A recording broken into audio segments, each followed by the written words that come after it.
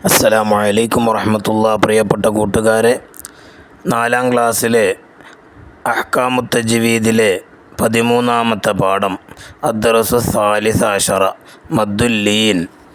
ബിസ്മില്ലാഹിർ റഹ്മാനിർ റഹീം.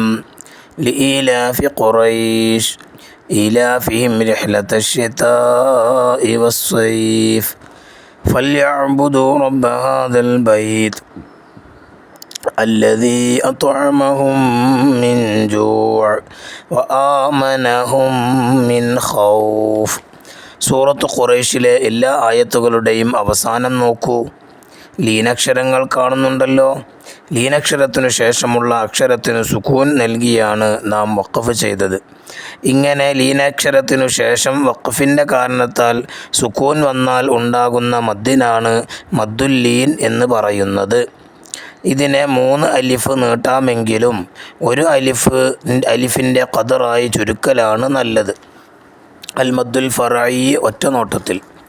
അൽ മദ്ദുൽ മുൻഫസിൽ മദ്ദക്ഷരത്തിൻ്റെ ഉടനെ അതേ കലിമത്തിൽ ഹംസ വന്നാൽ ഉണ്ടാകുന്നു. 2. അൽ മുൻഫസിൽ മദ്ദക്ഷരത്തിൻ്റെ ഉടനെ അടുത്ത കലിമത്തിൽ ആദ്യാക്ഷരമായി ഹംസ വന്നാൽ ഉണ്ടാകുന്നു. അൽ ലാസിം മദ്ദക്ഷരത്തിൻ്റെയോ ലീനക്ഷരത്തിൻ്റെയോ ശേഷം അതേ കലിമത്തിൽ സ്ഥിരമായ സുക്കൂൻ വന്നാൽ ഉണ്ടാകുന്നു. അൽ ആരിദ് മദ്ദക്ഷരത്തിനു ശേഷം വഖഫ് കാരണം സുക്കൂൻ വന്നാൽ ഉണ്ടാകുന്നു. അൽ ലീൻ ലീനക്ഷരത്തിനു ശേഷം വഖഫ് കാരണം സുക്കൂൻ വന്നാൽ ഉണ്ടാകുന്നു. ഇനി അതിൻ്റെ വർക്ക് നമുക്ക് നോക്കാം.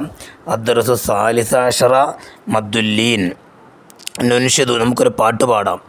മദ്ദുല്ലീൻ പഠിക്കണം, സ്വൈഫിലെ മദ്ദിനെ നോക്കണം, ലീനിൻ ഹർഫിൻ പിറകെ സുക്കൂൻ പുതുതായി വരുന്നുണ്ടോർക്കണം. ഇനി നക്തശിഫു മദ്ദല്ലീൻ ലീനിൻ്റെ മദ്ദുല്ലീനിനെ വ്യക്തമാക്കാം.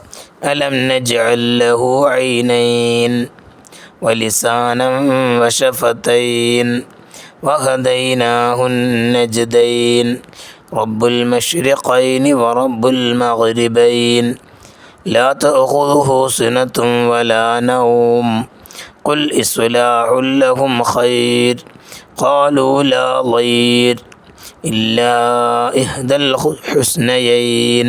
അവിടെ എല്ലാം അവസാനത്തെ കലിമത്ത് നോക്കിയാൽ മതി. ഇനി നുജീബ് ഉത്തരം എഴുതുക. 1. മദ്ദുല്ലീൻ എന്നാൽ എന്ത്? ലീനക്ഷരത്തിനു ശേഷം വഖഫിൻ്റെ കാരണത്താൽ സുക്കൂൻ വന്നാൽ ഉണ്ടാകുന്ന മദ്ദിനാണ് മദ്ദുല്ലീൻ എന്ന് പറയുന്നത്.